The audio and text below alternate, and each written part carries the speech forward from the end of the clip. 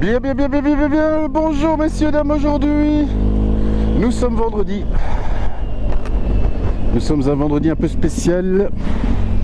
Nous sommes le vendredi 22 juillet et nous sommes le lendemain de notre fête nationale ici en Belgique. Et je suis avec Xavier car nous nous rendons dans une concession d'une marque pour faire un petit test.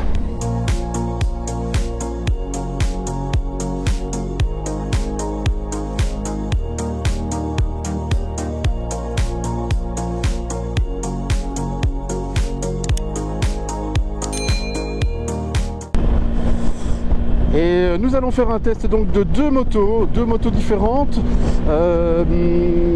et deux motos qui en fait selon nous représentent en fait une autre philosophie de la moto. Vous aurez bien sûr directement reconnu la Royal Enfield, et qui ont donc cette particularité d'être tout à fait différentes en conception mais aussi en technologie, et donc de ne pas avoir en fait toute cette conception électronique que l'on peut retrouver sur les motos allemandes comme les nôtres. Et donc nous allons à la concession à Waterloo les amis, nous allons faire ce petit essai qui va durer à peu près une petite heure, hein. C'est toujours une demi-heure, 40 minutes environ. Donc histoire de nous faire une petite idée de ces machines qui sont donc des machines d'abord abordables financièrement, ça c'est un premier aspect, et deuxièmement qui sont mécaniquement assez fiables somme toute, beaucoup plus simples, et donc qui serait une possibilité pour la Mixa qui recherche aussi une moto qui a plus de caractère, qui a plus de... Comment peut-on définir ça? Je le laisserai le définir peut-être lui-même, ça sera plus simple. Donc la concession Royal Enfield se trouve donc la plus proche en tout cas de où nous habitons, se trouve à Waterloo, et nous allons donc essayer deux motos. Voilà, donc on essaye les Royal Enfield aujourd'hui. Pourquoi? Parce que eh bien ce sont c'est une marque donc qui a une longue tradition, donc moto de plus petite cylindrée. On vous fera pas la fiche technique aujourd'hui, c'est pas le but, même si je vous la mettrai quelque part en incrustation à un moment. Mais l'idée c'est de plutôt se dire ou avoir une réflexion quant à la course, à la puissance que l'on peut avoir sur les motos actuelles pour l'instant de manière générale, et très certainement dans le monde BM avec la nouvelle GS qui s'annonce plus puissante, machin. Alors oui, c'est pour répondre aux normes euro, compensées, etc. Moi je veux bien, mais à un moment, et c'est une réflexion que Xavier amène souvent dans nos discussions, c'est le plaisir de retrouver en fait une moto qu'on enfourche tout simplement, et hop, vous êtes parti, vous pouvez aller faire un petit tour, une petite balade juste pour vous aérer l'esprit. Alors vous allez me dire oui, on peut le faire avec la GS aussi, c'est vrai, oui c'est vrai. Mais il y a le côté aussi, et ça c'est surtout Xavier qui recherche ça, le côté un petit peu plus rugueux du moteur, le moteur qui vit, le moteur qui vibre, avoir une moto finalement où la mécanique est encore accessible peut-être. Donc voilà, ça fait partie un peu de la réflexion, et donc les Royal Enfield, qui en plus ont un look qui est assez sympa, mais proposent des plus petites cylindrées, proposent des motos qui sont finalement fiables. Voilà, donc c'est un ensemble de choses qui font que Royal Enfield est une marque qui propose des motos abordables, avec ce côté un petit peu plus authentique. Et donc moi je vais essayer parce que j'ai jamais essayé ça et que ça me tente. C'est une marque qui m'a toujours bien plu aussi. Donc voilà, donc on s'est habillé en conséquence, comme vous pouvez peut-être le voir. Moi en tout cas j'ai mis mes vêtements civils, hein, non, mes vêtements moto, mais plus en look civil. Xavier aussi d'ailleurs. Regardez comme il est beau.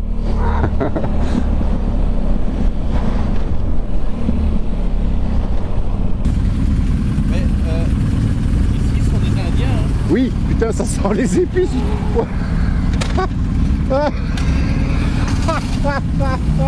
C'est les épices.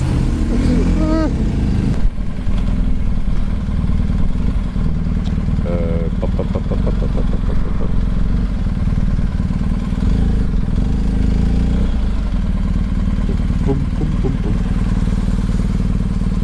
Oh, le... Mais ça sentait vraiment les épices. Là-bas, c'était waouh, un peu violent d'ailleurs même. Donc, ça, on va refaire la séquence. Mais je disais que...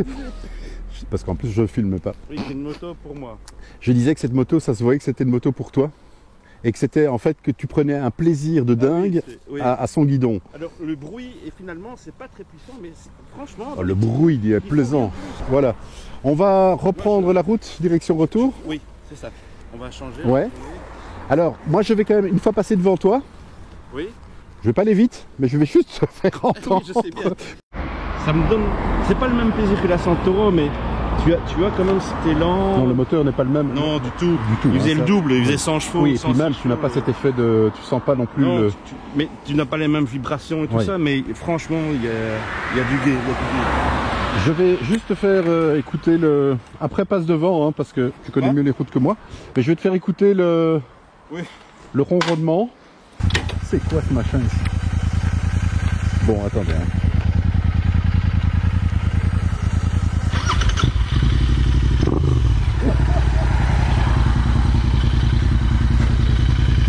Oh, c'est une scène.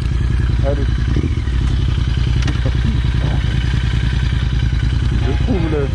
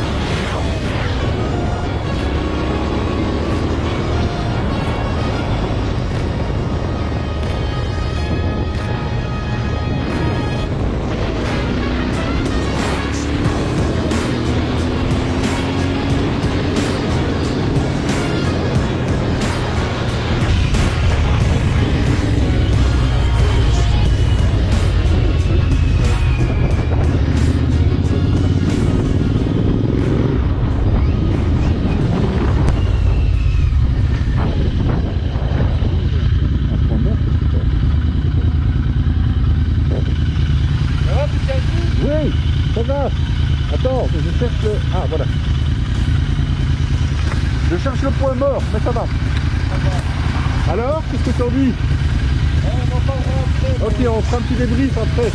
Ça va. Oui, très bien. On va faire ça.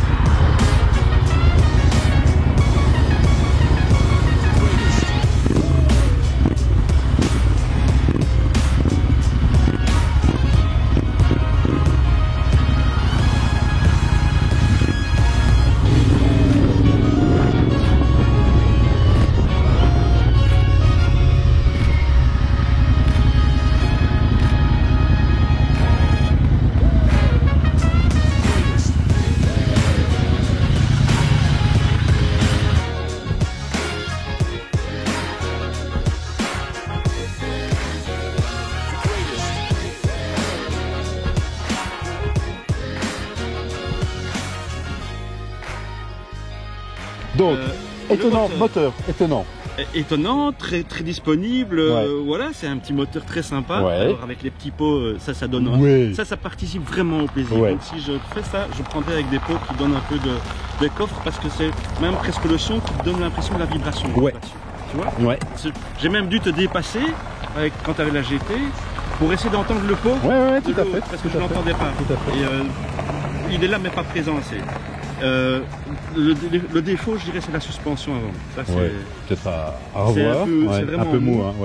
Et il faudrait un truc un peu plus dur, un peu mieux. Je suis d'accord. Le freinage, c'est pas génial. Non, le freinage. Alors sur l'intercepteur, j'avais l'impression. En fait, il faut pomper, il faut aller plus loin. Voilà, mais j'avais l'impression vraiment qu'il n'y avait rien. Donc évidemment, ce qui se passe, c'est que comme tu dois aller plus loin dans le freinage.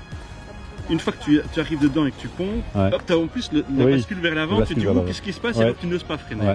Mais la réalité, c'est qu'il faudrait freiner et vraiment se tasser en plus. Ce qu'on disait aussi, et au départ, quand j'ai démarré, donc les vitesses, en fait, il y a du couple à crever. Et donc, en fait, les vitesses, moi, je savais pas dans quoi on était. Enfin, j'ai eu cette même sensation. Et finalement, pas important. Et pas important parce que la moto, à l'avance, quelle que soit la vitesse. C'est vrai. Et alors, je disais aussi, là, on a vu que tu avais retrouvé cette notion plaisir, moto plaisir, que tu n'as pas sur la GS. Je m'emmerde sur la GS. C'est une moto qui est très chouette pour les voyages. Et je le dis toujours, si je dois faire un long voyage, c'est celle-là que je prendrai. Même pas plus une FJR ou un truc comme ça, parce qu'elle est légère pour ce qu'elle doit faire. Elle a la capacité d'emport et tout ça, et le confort. Mais le plaisir, franchement, il n'y est pas. Quoi.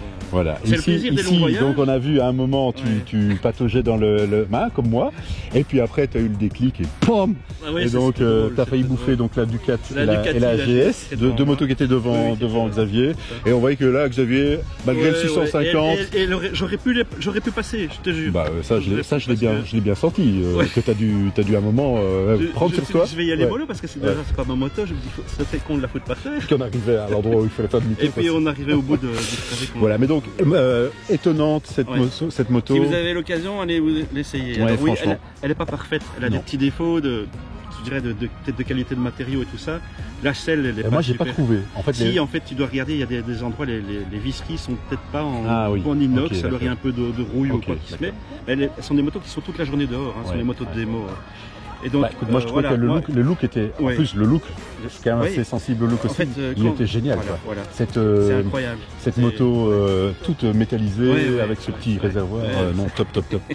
Donc moi, mon programme, ce serait une Continental GT, mais peut-être avec un guidon différent pour pouvoir faire plus longtemps, ou alors l'Interceptor sur lequel tu mets le réservoir de la Continental pour avoir le look, plus la selle de la Continental. Mais à ce moment-là, autant commencer sur une Continental et changer les guidons. C'est vrai. Et d'essayer la V7 qui reste quand même aussi une autre... évidemment la V7. Alors je pensais Triumph, mais finalement, que je vais en faire, ça vaut pas la peine. Je pense. Ça vaut pas la peine parce que d'abord c'est... Je sais que si j'essaie la V7, je vais prendre. Il y a quand même un attachement à Gouzi qui est quand même là. Mais c'est là une vraie petite surprise, vraiment très content d'avoir les petites anglaises, très affectueuses. Les deux petites anglaises, on les a bien prises. Oui, elles étaient très ouvertes. Oui. Ce qui est quand même assez marrant finalement, c'est que on sait au moment où on s'arrête, pour changer de moto, il n'a pas fallu une minute, il y a quelqu'un qui s'est arrêté, qui a ouvert la fenêtre de sa voiture et qui a commencé à raconter. Ces motos, à mon avis, elles attirent plus que les GS qu'on voit partout tout le temps. C'est vrai, mais c'est vrai. Parce donc tu veux une moto qui a un peu de personnalité, prends un truc qui coûte pas cher, qui gueule quand tu accélères, qui ne va pas t'emmener à 160, je crois qu'elle le fait, 160, 170. Enfin, ça doit pas être plus agréable. Écoute, grand merci. Écoute, avec plaisir. Tu nous tiens au courant pour la V7 et ton choix. Ça serait sympa d'en discuter parce que là, ils attendent et ils sont, je pense, très heureux de te revoir. Ce ne sera pas pour cette année. Non, l'année prochaine peut-être. Tu nous le diras au moment où ça se fera. Il y a pas de obligations aussi. On va se quitter ici, nous on va aller boire un bon petit verre là-dessus. Et puis on se retrouve très bientôt les amis. Donc n'oubliez pas, comme d'habitude, le petit pouce, abonnez-vous et bis. Ciao. À nous les petites anglaises.